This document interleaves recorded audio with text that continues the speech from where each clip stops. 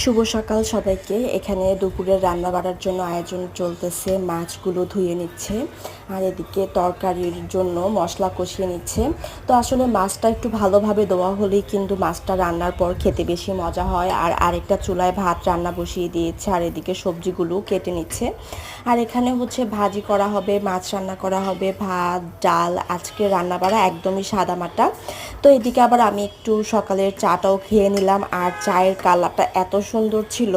আমি রং চায়ের সাথে চিনি ছাড়া খেতে পারি, তবে দুধ চায়ের সাথে আমার একটু চিনি লাগেই। যদিও আমি ডায়েট করি, তবে চায়ের সাথে আসলে চিনি না খেলে আমার কাছে চায়ের টেস্টটা পারফেক্টভাবে আসেও না। আর এখানে এই যে প্রথমে সবজিগুলো কষিয়ে নিচ্ছে আর কালারটা মাশাআল্লাহ কি সুন্দর, তাই না?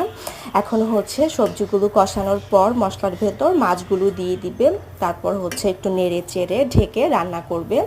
আর এখানে এই যে সব কিছু একসাথে নামিয়ে নিলে হয় কি রান্না করতে অনেকটাই সুবিধা হয়। যেমন আদা রসুন পেঁয়াজ হলুদ মরিচ লবণ সব কিছুর ঢাকনাগুলো একদম খুলে রেখেছে। আর এখানে ভাজি করবে চিংড়ি মাছ দিয়ে। তো সব কিছু গুছিয়ে হাতের কাছে রেখেছে। আর আমি আবার এখানে ভাজির জন্য আম্মুকে একটু হেল্প করতেছিলাম। তো ছোটো মা যেহেতু অসুস্থ, তাই আমরাই রান্না করছি।